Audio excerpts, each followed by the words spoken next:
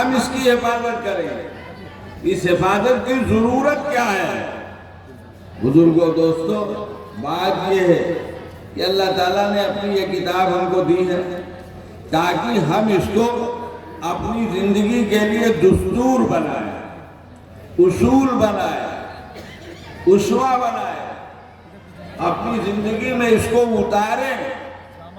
پڑھنے سے زیادہ اور یاد کرنے سے زیادہ یہ ہے، کیونکہ اللہ تعالیٰ نے یہ شریعت جس کی ترجمانی قرآن کرتا، اس شریعت کے لیے کا نظام قیامت تک کا بنایا ہے، قیامت تک زندہ رہنے کا۔ اور شریعت زندہ کیسے رہے گی؟ عمل کے ذریعے زندہ رہے گی۔ محض پڑھنا پڑھانا تو واقفیت کے لیے ہے کہ کب ہم کو کیا کرنا ہے، لیکن اصل زندگی شریعت کی اور اصل زندگی دین کی اور اصل بقا دراصل عمل ہے۔ عملی نمونہ اسلام کا، ایمان کا، قرآن کا جو قیامت تک رہنا ہے اور رہنا چاہیے۔ نبی پاک صلی اللہ علیہ وسلم نے فرمایا ہے، حدیث ہے، الفاظ مختلف ہیں، جس کا حاصل یہ ہے کہ یہ امت، اس امت کا ایک طبقہ برابر خیر پر رہے گا، برابر دین پر رہے گا، برابر ظاہر و غالب رہے گا۔ یہ کون طبقہ ہے؟ جو قرآن کریم کو عملاً زندہ رکھے گا، عملاً زندہ رکھے گا۔ اصل تو یہی ہے، دین اسی وقت تک لوگوں کے لیے اہم ہے جب عملی چیز سامنے آیا ہے۔ یہ نظام برابر جاری ہے، ایسا نہیں ہو، جیسے یہ نہیں ہو سکتا کہ قرآن دنیا سے مٹ جائے، نہیں ہو سکتا۔ ایسی یہ بھی نہیں ہو سکتا کہ دنیا میں قرآن کریم پر حقیقی طور پر عمل کرنے والے یہ نہ ملیں، یہ نہیں ہو سکتا۔ اصل تو عمل ہے۔ اللہ کے ایسے بندے ہر زمانے میں پائے جاتے ہیں اور ہر زمانے میں پائے جائیں گے اور دنیا کے ہر حصے میں پائے جائیں گے، جنہوں نے اپنے عمل کے ذریعے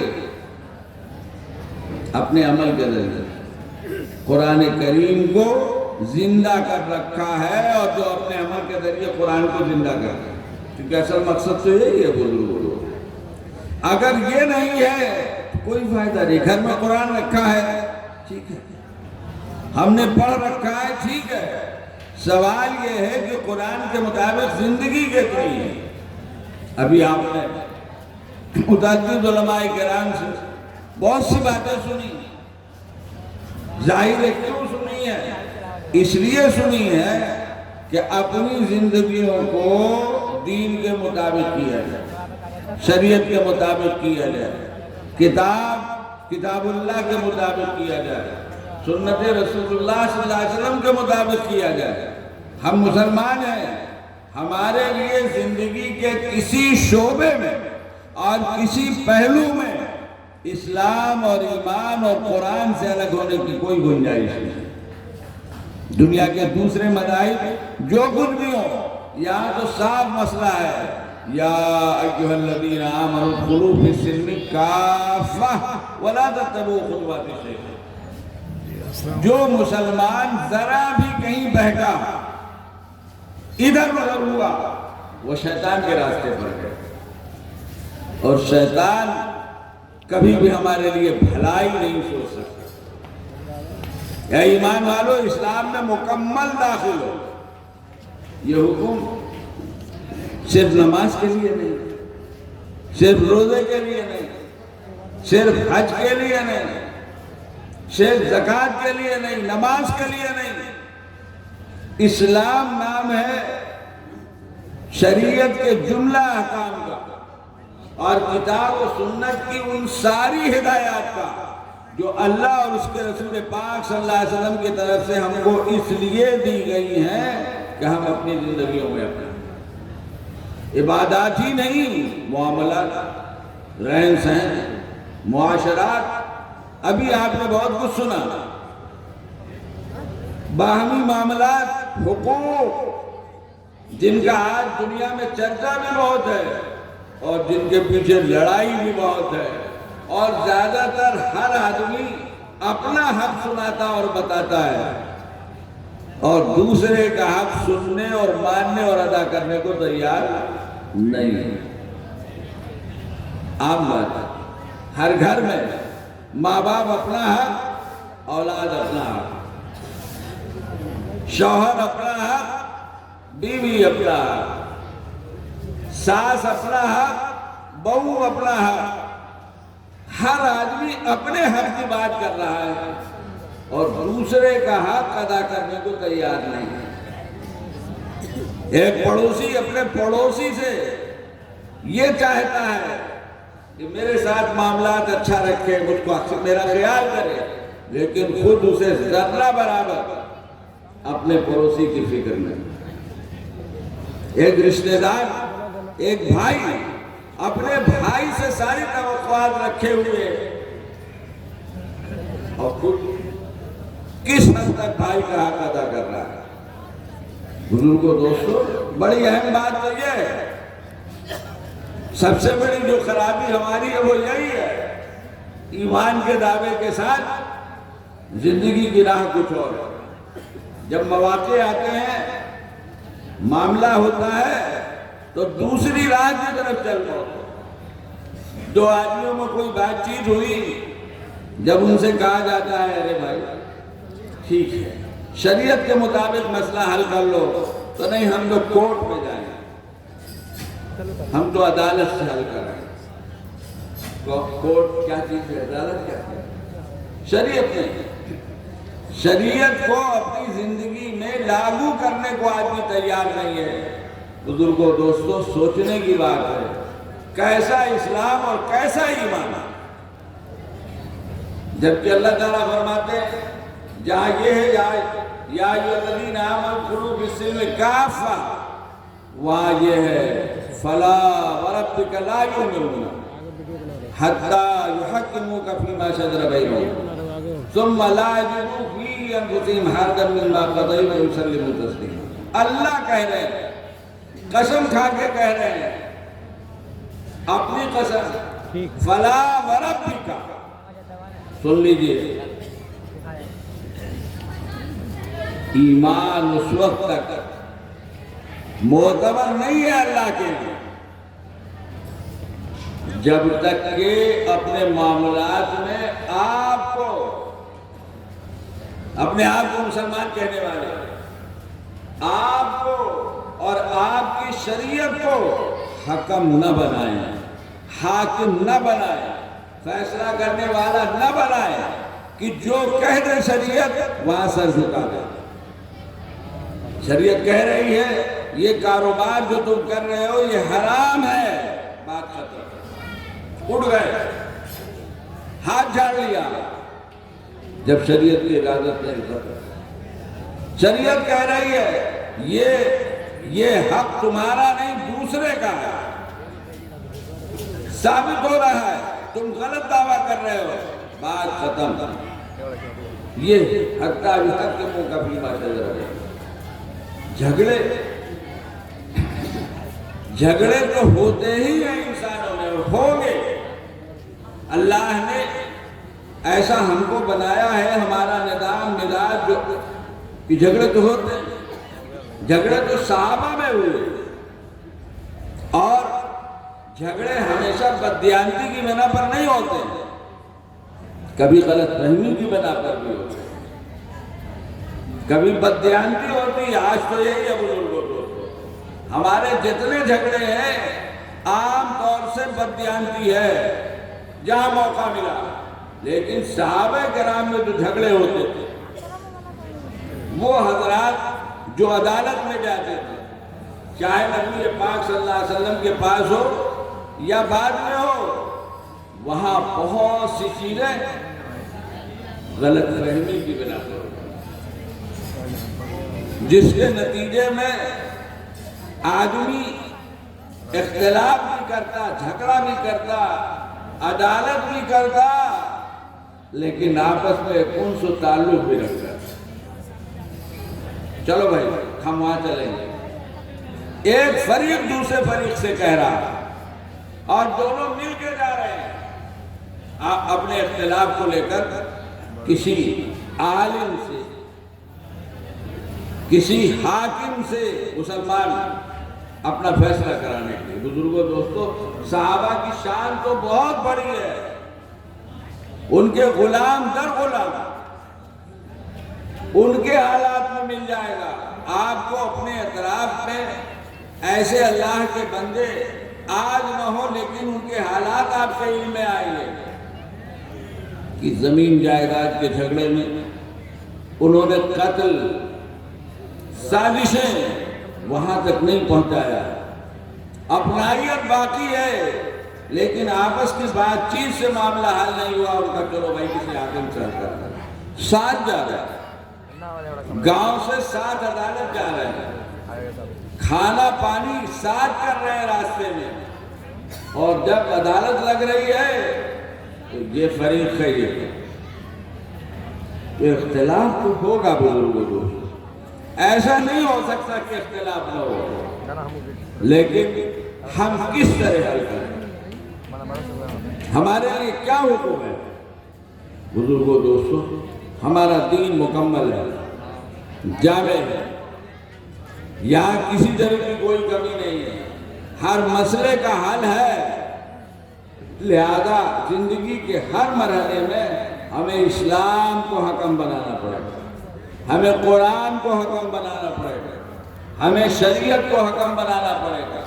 ہم کو اس کے لیے علماء ان کو حکم بنانا پڑے گا، ان کے پاس جانا پڑے گا، ان کے سامنے اپنا مسئلہ رکھنا ہے۔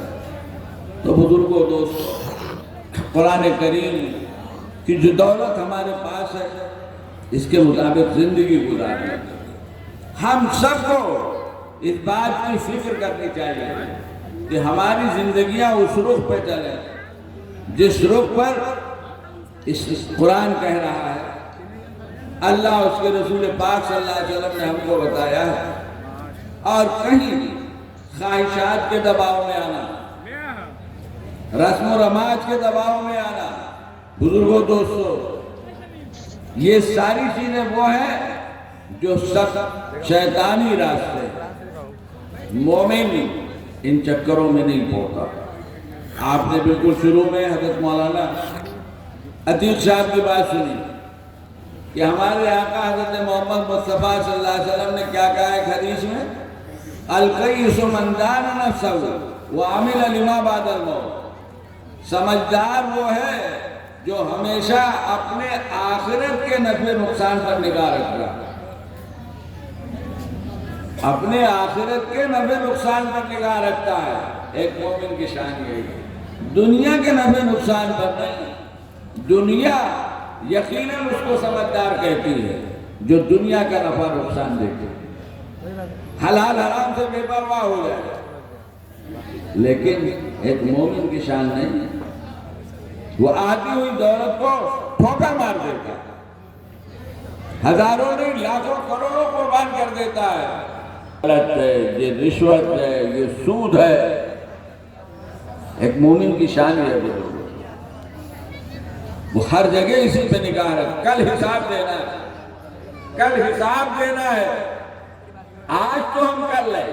بزرگوں دوستو، جب دل میں ایمان آتا ہے، ایک ہوتا ہے، جب دل میں ایمان آتا ہے بزرگوں دوستو، تو بسا اوقات آدمی اپنی زندگی کی بظاہر بڑی معمولی سی چیز کے لیے کھٹک پیدا کرتا ہے، کھٹک محسوس کرتا ہے، اور پھر کسی عالم دین سے پوچھتا ہے، بتائیے شریعت کیا کہتا ہے، اور صاف کہتا ہے، بتائیے اگر جائز نہیں ہے تو ہم نہیں کریں گے، شریعت ناجائز کہہ رہی ہے، اس معاملے کو ہم نہیں کریں گے، ہم ایسا کرتے ہیں، بتائیے۔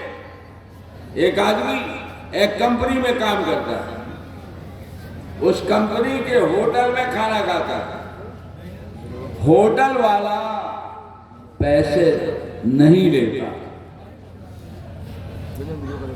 تھوڑے بہت پیسے لے لیے تو لے لیے، نہیں لیتا۔ ایمان جب کسی وجہ سے بیدار ہوتا ہے، اللہ والوں کی مجلس میں جانے سے، صحبت میں جانے سے، پاکیزہ ماحول میں جانے سے، تو اس کے دل میں خیال ہوتا ہے اور وہ سوال کرتا ہے کہ میرا اپنی کمپنی میں اس طرح کا معاملہ ہے، بتائیے کیا حکم ہے؟